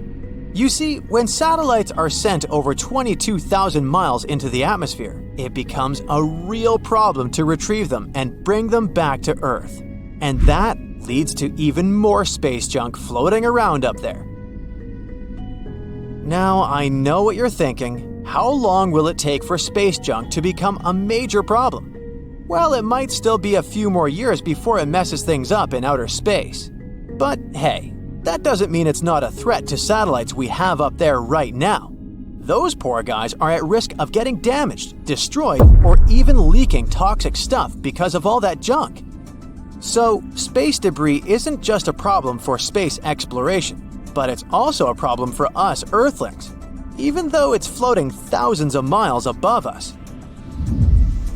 Space junk is like that annoying neighbor who throws trash out their window and it ends up in your backyard. Except instead of trash, it's releasing all sorts of chemicals into our atmosphere that are slowly destroying our precious ozone layer. It can even ruin future space missions. Imagine this. You're all pumped up to launch a rocket into space, but nope, space junk decides to crash the party. Not only does it mess up the launch, but it also adds more pollution to our already struggling atmosphere. And if things couldn't get worse, imagine a shooting star or meteor accidentally smacking into some space junk on its way to Earth. Boom! Millions of toxic particles raining down on us, further depleting the ozone layer. Plus, space debris is becoming a real problem for space missions. In 2022, we found some space debris hanging out on Mars. The Perseverance rover stumbled upon its own back shell, just chilling on the surface of Jezero crater. They also spotted a random piece of a thermal blanket that might have come from the rover's descent stage. Also, human-made space debris actually smacked into the moon in 2022. It was probably some old rocket body from the 2014 Chang'e 5 T1 mission, but nobody saw that coming. It left a double crater behind. The more space junk we have floating around in low Earth orbit, the higher the chances of a cosmic collision. These collisions are no joke. They've already caused some serious satellite damage. Even the ISS has to constantly maneuver to dodge space debris. But scientists seem to know how to clean up this orbital mess. They're planning to send space vehicles armed with nets, harpoons, and even robotic arms to capture and deorbit all that junk. Let me take you to a place that seems to be out of this world. Life inside this cave has been isolated from the outside world for about 5.5 million years. And it does show. See for yourself. Due to such a long isolation, the conditions inside the Mobile Cave are like nowhere else on our planet. A unique ecosystem is flourishing there, even though there is a severe lack of sunlight inside the cave, and the air is toxic. The cave, located a few miles west of the Black Sea in Romania, was first discovered in 1986. Nowadays, you can only visit it if you have special permission. Plus, the central caverns are guarded naturally by narrow limestone tunnels and vertical shafts. So, if you're no stranger to claustrophobia, you'd probably better not enter this place. In the depth of the cave, the air has twice less oxygen than the air outside. Instead, it contains a lot of carbon dioxide and hydrogen sulfide, so not the freshest air you can breathe. It's also pitch black inside the cavern. But despite, or should I say thanks to, this cocktail of extremely harsh conditions, the site is a true goldmine for biologists. Shockingly, life seems to be booming here. In a 1996 study, scientists identified 48 species, and 33 of them were unique to the cave. Most of the creatures inhabiting the cave are tiny, with long limbs and antennae that help them navigate in the dark. They have no vision and lack pigment, and it makes sense. Why would you need to be able to see if you live in total darkness? And why would you need to be pretty and colorful with no one to see you? Now, I'm going to take you to another cave. It's no less amazing, but looks very different. This is the Giant Crystal Cave, aka the Cave of the Crystals, in Mexico. These ginormous crystals were found in 2000 by a mining company after the water was pumped out of the cave. 2 miners then saw the crystals after entering the drying cave on foot. These awe-inspiring crystals are actually massive gypsum pillars hidden 984 feet underground. They're anchored to the walls and the floor of the scorching hot cave. Scientists estimate that the crystals could have been already growing for 500,000 years. That's why many of them are so long and wide that you can walk across them. Unfortunately, visiting this wonder of nature is impossible at the moment. But maybe it's for the better, since the Giant Crystal Cave is a dangerous place that can easily turn into a trap. For tens of thousands of years, it was filled with groundwater, which was originally pushed upward into the opening by a magma chamber located in the depths of our planet. The magma under the cave kept the water hot, but eventually the temperature of the water dipped below 136 degrees Fahrenheit. As a result, the water started to fill with calcium and sulfate, whose particles began to recombine into gypsum. And then, white-tinted crystals took over the cave. And since they stayed underwater, they were able to keep growing. You don't have to fly to space to take a closer look at a black hole. Scientists have found something very similar to black holes in the southern Atlantic Ocean. A black hole has such an enormous gravitational pull that once something gets pulled inside, it doesn't have any chance to escape. Even light can't get out of a black hole. But ocean black holes seem to be almost as powerful as their space relatives. But instead of catching the light, they do the same with water. Ocean eddies are massive whirlpools that spin against the main current. They usually swirl billions of tons of water, and most of them are larger than a city. These whirlpools are so powerful that nothing trapped by them can escape. But the scariest thing is that you might not even notice heading into one of them. These things are so huge that you won't spot their boundaries until it's too late. When scientists started exploring ocean vortices with the help of satellites, they discovered the borders of several eddies. After that, they managed to prove that, mathematically, these whirlpools are the same as mysterious black holes in space. Massive eddies are surrounded by super-tight barriers where fluid moves in closed loops. Even water can't get out from the inside of these loops. That's why tight ocean vortices play the role of enormous containers. Water inside them can be totally different from the ocean surrounding an eddy. And I'm not only talking about its temperature. The salt content inside and outside a whirlpool often differs as well. On the thin Curonian spit splitting the Baltic Sea from the Curonian Lagoon, there is one of the most bizarre places on Earth. Locals call this area the Dancing Forest because pine trees in this forest have shockingly unusual shapes. They twist in spirals and circles along the ground. There are some theories why it could be happening, of course. Some people claim that huge amounts of positive and negative energies once clashed in that spot. More down-to-earth individuals believe that the reason is geological. Sandy soil in the area is too unstable to hold trees growing upright. The most popular is the idea that strong winds blowing from the water influence the shape of the trees. In any case, experts haven't come to the final conclusion yet. Look at these underwater crop circles. For the first time, they were spotted in 1995, close to southern Japan's coast. Local divers called these 7-feet-wide structures mystery circles. The enigma had been plaguing many minds for almost 16 years until the culprit was finally caught. Imagine the researchers' surprise when it turned out to be a male pufferfish. The fish needs a bit more than a week to build one circle. And the aesthetics are obviously crucial.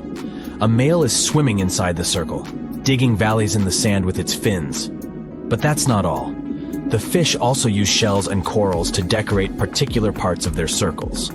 This whole build-a-circle thing has a practical purpose as well. The way a male fish swims pushes the sand toward the center of the circle and creates a mound which later serves as a nest. The next mystery on our list is in the Caribbean. Just off the coast of Belize, there's a giant sinkhole.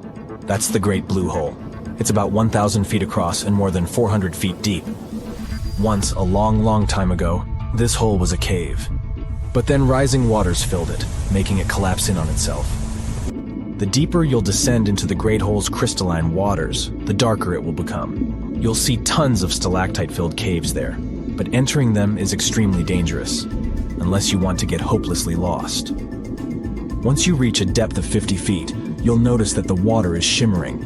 That's the invisible line dividing the sinkhole's salty top from the freshwater abyss. You might want to turn back right now.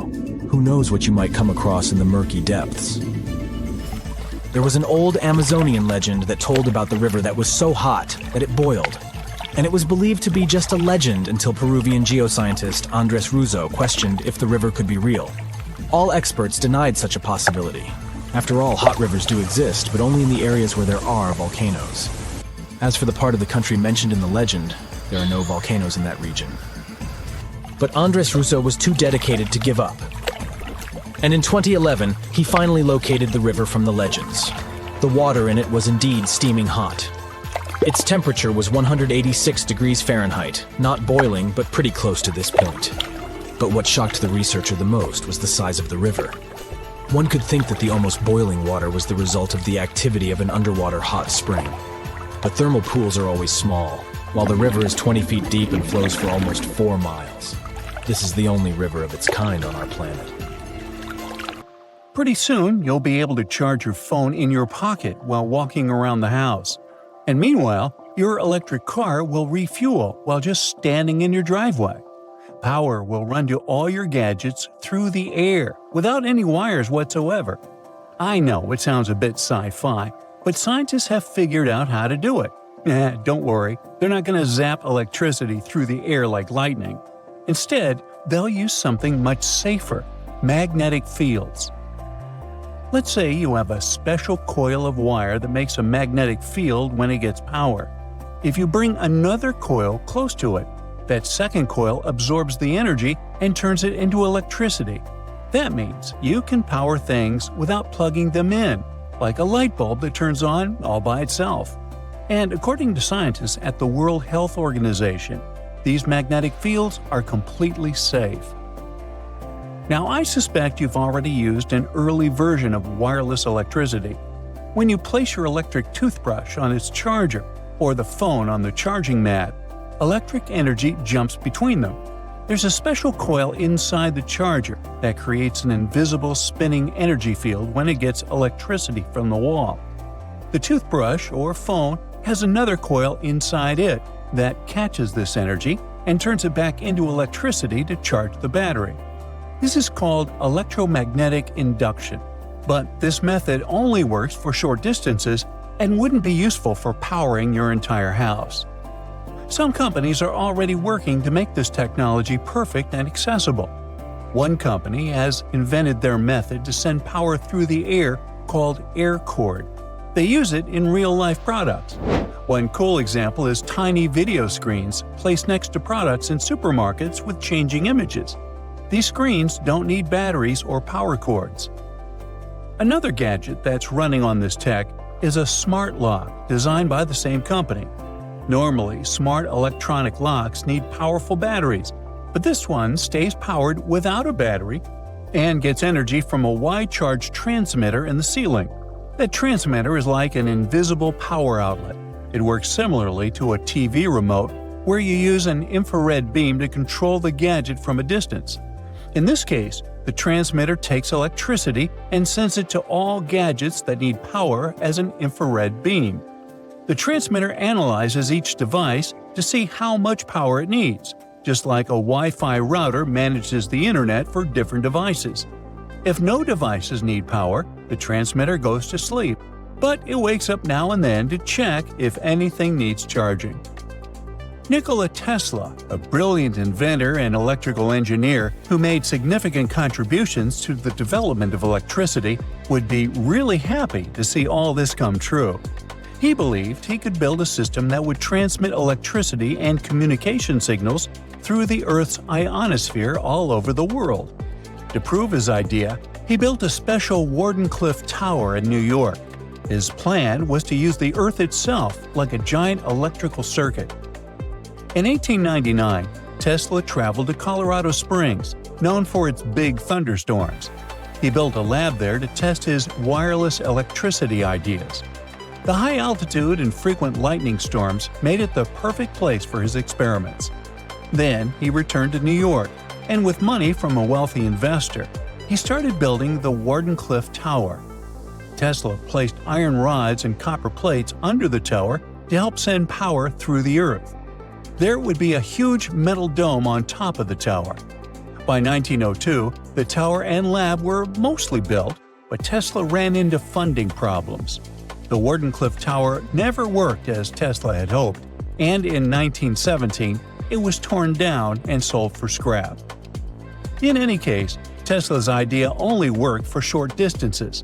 The farther the electricity had to travel, the weaker it became. Scientists needed a way to send energy over long distances, and they found two viable solutions in the middle of the 20th century: microwaves and lasers. In 1964, engineer William C. Brown flew a tiny helicopter for 10 hours using only microwave power. Then, in 1975, Brown and a NASA scientist, Richard Dickinson, sent 30,000 watts of power over a mile using a research station called Venus. But there was still a problem. Half of the power was lost before it reached its destination. Over the years, technology kept improving. Computers, lasers, solar panels, and transistors became more advanced and opened new horizons for wireless electricity. It could eventually help us switch to cleaner energy from fossil fuels like coal and gas. New Zealand-based company Emerald uses power beaming technology that starts with electricity from the power grid and turns it into microwaves. These microwaves travel through the air from a sending antenna to a receiving antenna, which turns them back into electricity that we can use. But there's a problem. Various kinds of waves work in different ways.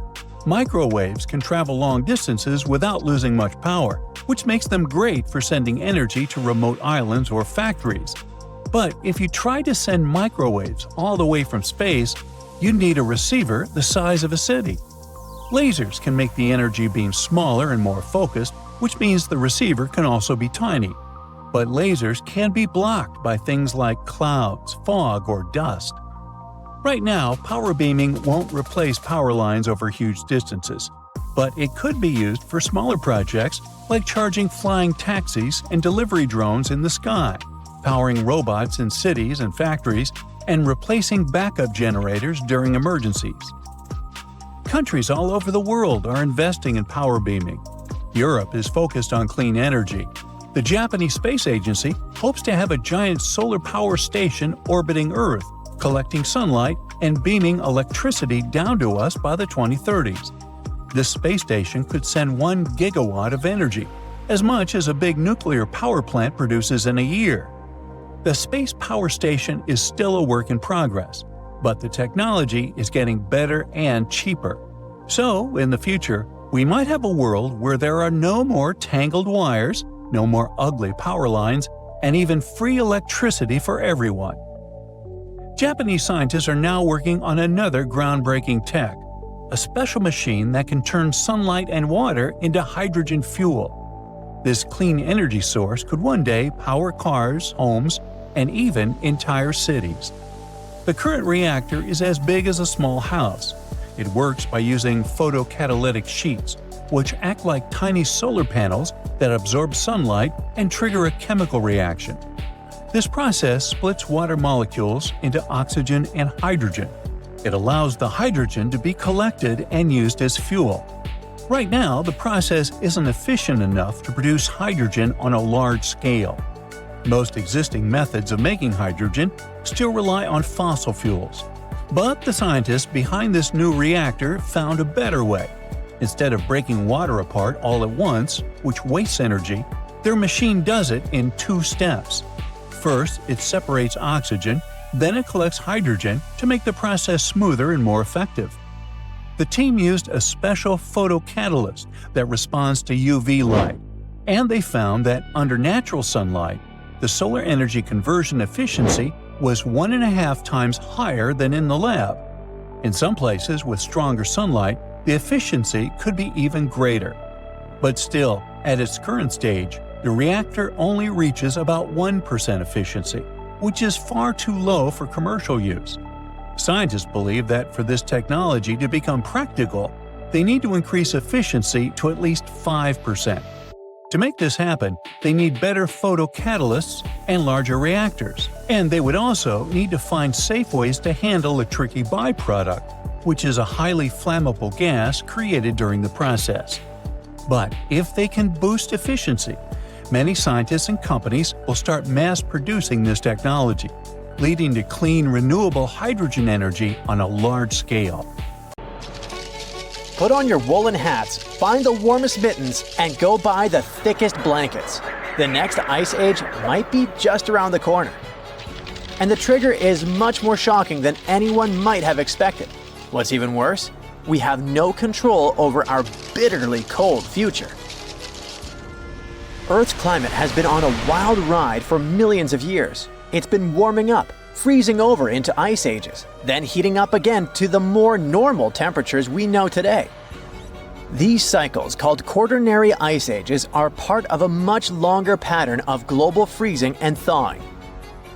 For a long time, scientists thought Earth's orbit around the Sun had something to do with triggering ice ages, but figuring out exactly how was tricky. Well, new research has finally connected the dots. It shows how tiny changes in Earth's tilt, wobble, and orbit mess with the growth and melting of huge ice sheets. This is a pretty big deal because it helps scientists understand not just what happened in the past, but also what might happen to our climate in the future. Even small shifts in how Earth moves through space can have huge effects over thousands of years. These changes control how much sunlight different parts of the planet get, which affects how ice sheets grow and shrink. Earth doesn't orbit the Sun in a perfect circle. It actually follows a slightly oval-shaped path. This phenomenon is called orbital eccentricity. Since the Sun isn't sitting right in the center of this oval, Earth's distance from it changes throughout the year. Plus, the oval itself slowly shifts position in space over time, which is called orbital precession. On top of that, Earth's tilt, aka obliquity, also changes slightly as our planet moves around the Sun. Scientists have known for a while that these orbital quirks impact our planet's climate, causing cycles of warming and cooling. As different parts of Earth's orbit shift, they change how sunlight is distributed across the planet, influencing seasons and ice ages. These Milankovitch cycles happen roughly every 20,000, 40,000, 100,000, and even 400,000 years. The difficult part is to figure out how each of these orbital changes affects climate shifts. Earth's climate is a complicated system, with tons of factors influencing it at the same time. Modeling all these processes is no easy task. It needs huge computing power and a deep understanding of each factor's role in shaping our planet's past and future climate. There are 2 cycles that are super close to each other in timing. Precession, which happens every 21,000 years, and the second harmonic of obliquity, that happens at 20,500 years. But even though they're so close, no one has been able to directly connect either of these cycles to the end of an ice age. On top of that, for the past 800,000 years, ice ages have ended every 100,000 years, and scientists still haven't figured out what causes this pattern. To get to the bottom of it, researchers turned to the deep sea. They studied changes in oxygen isotope ratios found in the tiny, fossilized shells of marine creatures. These tiny creatures live in the ocean, and their exoskeletons preserve clues about past climate, specifically changes in ice sheets. This allowed the researchers to track the beginning and end of ice ages over the past 800,000 years. By comparing the changes in the ice sheets with Earth's orbital changes, they found an incredible pattern.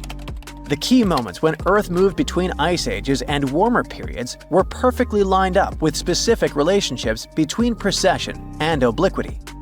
It turns out that the end of an ice age, called deglaciation, is closely linked to the way precession and obliquity align. But it's obliquity alone that seems to trigger the start of an ice age. This discovery is the key to understanding the 100,000-year cycle of ice ages. The researchers say it was always there, just waiting to be noticed. Before the discovery, people thought the timing of ice ages was more random. But this new study shows there's a clear, predictable pattern. This means we might actually be able to predict when ice ages will happen in the future. Right now, Earth's tilt is slowly decreasing, and in about 11,000 years, it'll hit its lowest point. Based on the team's calculation, the next ice age is expected to begin before then. At the same time, according to the latest reports, humans have already started pushing Earth's climate off its natural path by releasing greenhouse gases. Another thing scientists are warning about is a massive shift that's happening in the Atlantic Ocean, and it could drastically change the world's climate. The Atlantic Meridional Overturning Circulation is a system of ocean currents that moves warm and cold water around the planet. And right now, it is showing signs of weakening. What will happen if it collapses? Freezing temperatures in Europe, extreme weather across the world, shifting monsoons, and even an Amazon rainforest drying up. And the scariest part? Some researchers say there's a 95% chance this could happen before the end of the century. Think of the AMOC like a giant conveyor belt in the ocean. Warm, salty water from the tropics flows north towards Europe and North America. When it reaches colder areas, it cools down, becomes heavier, and sinks to the bottom of the ocean. This deep, cold water then moves southward, while fresh, warm water from the equator keeps flowing north to replace it. This system helps regulate global temperatures, keeps Europe's winters mild, and prevents the US East Coast from flooding. It also controls monsoon patterns that bring seasonal rain to parts of Africa, South America, and Asia. Without it, the world's climate would look completely different. Right now, melting ice from Greenland and Antarctica, along with increased rainfall and river runoff, is dumping too much fresh water into the North Atlantic. Since fresh water is lighter than seawater, it disrupts the sinking process that keeps the AMOC moving. If too much fresh water builds up, it will mess up the entire system. And once it collapses, there will be no reversing it, even if the climate later cools down. Scientists have seen two big warning signs. First of all, the warming of the ocean off the US East Coast, which suggests the AMOC is already slowing down. Plus, there's a cold blob of water south of Greenland. It might be a sign of the weakening of the ocean current, and that's exactly what happens before the system fails. What would happen if the AMOC fully shut down? Europe would enter an ice age. The AMOC plays an important role in keeping Europe's winters relatively mild by bringing warm water north. If this process stopped, Europe would be plunged into deep winter. London's climate would drop by 18 degrees Fahrenheit, making it feel like northern Canada. Stockholm could get up to 54 degrees Fahrenheit colder, turning it into Siberia-like conditions. And snow and ice would cover much of northern Europe year-round. Next, monsoons would shift, leading to severe droughts. The AMOC helps regulate tropical rainfall, especially in Africa, South America, and Asia. If it collapsed, West Africa's monsoons would shift or disappear, leading to devastating droughts and a massive food crisis. The Amazon rainforest could dry up, transforming into a savanna or grassland. In India and Southeast Asia, monsoon rains would disappear, and millions of people rely on them for agriculture. The U.S. East Coast could see catastrophic flooding. With the AMOC weakening, water is already piling up along the U.S. East Coast, triggering higher sea levels and stronger hurricanes. If the system shut down, sea levels would rise by up to 3.2 feet, which would make the coastal cities more vulnerable to flooding. Finally, hurricanes and extreme storms could become even more powerful because of warmer waters along the coast. Now, how close are we to disaster? For thousands of years, the AMOC has remained stable, but recent studies suggest it's weaker now than at any point in the past 1,600 years. Ocean temperatures are hitting record highs, and many researchers believe we are dangerously close to the tipping point. A study published in Nature claims that if greenhouse gas emissions continue at their current pace, there's a 95% chance that the AMOC will collapse before 2100. So, in the end, will the sun be to blame for destroying our planet? Or how about a huge meteorite? Or some kind of disease? Probably not. It seems that life will disappear for a very unexpected reason. Humans, animals, insects, fish, and most microbes will be wiped off the face of the Earth because of oxygen, or more precisely, because of its absence. Recent research has shown that the number of freshwater reservoirs with very low or no oxygen levels in coastal areas is increasing worldwide. Over the past 65 years, 4 times more oxygen-deficient waters have appeared in the world's oceans. What does it all mean? It's likely that life on Earth will vanish much sooner than the sun's energies dries up all the oceans. The end is likely to come in a little more than 1 billion years. But this doesn't mean that the planet will disappear too. The period when Earth is filled with oxygen will make up just about 20 to 30% of the total lifespan of the planet. So we're just temporary guests here. Just think how long that is, 1 billion years. The first Homo sapiens appeared only about 300,000 years ago. That is, the entire history of humanity occupies less than 500,000 years. So relax. 1 billion years won't pass very fast. By that time, humans won't be on Earth anymore. We might master space travel and find a new planet in the vast depths of space. But why can we lose air? As the sun heats up, the planet gets warmer and warmer, and this heat breaks down carbon dioxide, the gas which is necessary for all plants to photosynthesize. Without carbon dioxide, they can't produce oxygen. With a drop in carbon dioxide levels, the methane content will increase, and this gas is quite harmful to us. Now, this all sounds logical, but this is a secondary reason for the lack of oxygen. The real problem is something else entirely. As the sun becomes brighter, it will begin to heat rocks on Earth, such as granite and basalt. These rocks will start to break down faster. When they collapse, they take carbon dioxide from the air, which warms our planet. If there's less carbon dioxide in the air, Earth should become colder. But there's a problem. The sun will shine more, and its heat will outweigh this cooling effect.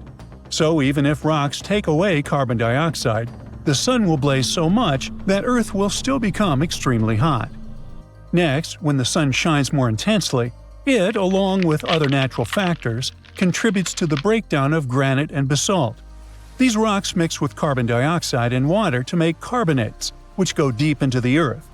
This takes carbon dioxide out of the air, which means plants can't make as much oxygen because they need carbon dioxide to do that. Besides, volcanoes release gases, which also reduce the amount of oxygen in the air. So the sun, by destroying rocks, affects what happens inside Earth and controls how much oxygen there will be in the air. In about 1 billion years, the sun will become so bright that no rocks will be able to save Earth from its heat, and the escaping gases will halt photosynthesis and oxygen production. And then, our planet will return to the state it was in about 2.4 billion years ago, to the time when the Great Oxidation Event began. And this event was much more important than, say, the first Olympic Games or the appearance of humans on the planet. Billions of years ago, there was almost no oxygen on Earth. Instead, there was a soup of gases, such as nitrogen, ammonia, methane, carbon dioxide, and others. Yes, we have these gases in the atmosphere today, but there used to be a lot more of them in the past. It was difficult for any form of life to originate in such conditions. But after some struggle, it succeeded. At first, Earth was inhabited by the simplest bacteria, including cyanobacteria. They learned how to make oxygen using sunlight, water, and carbon dioxide. These bacteria worked for millions and billions of years and made so much oxygen that it began to accumulate in the air. This was what we now call the Great Oxidation Event. It was like a great celebration of life, because with oxygen, new living beings could appear. But by the way, cyanobacteria didn't learn photosynthesis because they were like, oh, let's make oxygen, it's so cool. No, oxygen was just a byproduct. Cyanobacteria wanted only one thing, to get as much energy as possible. And for this, they learned photosynthesis. It helped them store energy using sunlight.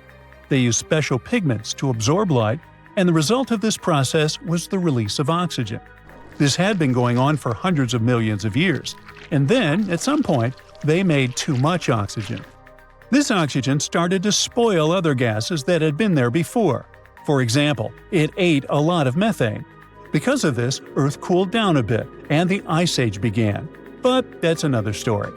In short, in 1 billion years, we risk going back to that difficult time. But let's hope that we'll manage to move to another planet on our spaceships or come up with some other solution. And what'll happen to our home planet next? Will new life be able to originate there without so much oxygen? Well, it's possible, but it'll be much more difficult. This will require another source of energy besides the sun. It can be, for example, hydrothermal vents. And by the way, there are ecosystems on Earth that use this type of energy. You can find one of them in the Mobile Cave in Romania. Imagine a place where there's little oxygen. It's dark. The sun's rays don't reach there. Over millions of years of evolution, a unique and slightly creepy life has developed in this cave. It was first discovered in 1986, and scientists are still exploring this place. The entrance to the cave is just a small hole in the ground. A narrow tunnel goes deep underground. Inside the cave, the air is filled with hydrogen sulfide and carbon dioxide, and there's half as much oxygen there as on the surface. A human can't stay there without a special mask. But for local forms of life, this is home, and they feel great there. There are several dozen species living in the cave, and many of them aren't found anywhere else on Earth. Here you can see strange little monsters, white snails, white spiders, centipedes with long whiskers, transparent shrimp, and even unknown species of leeches. Since there's no light in the cave, all these creatures don't need eyes. They're blind, but they have long sensitive antennae and paws that allows them to navigate in the space. They also have no colored pigment, so all these bugs and spiders are either white or transparent. But if there's so little oxygen there, and nobody does photosynthesis, then how does all this life survive? It's all thanks to the unique bacteria autotrophs. They absorb carbon dioxide and produce nutrients. These bacteria are food for other organisms, and those, in turn, become food for larger creatures. So a whole food chain has been built in the cave, which provides all the inhabitants with food.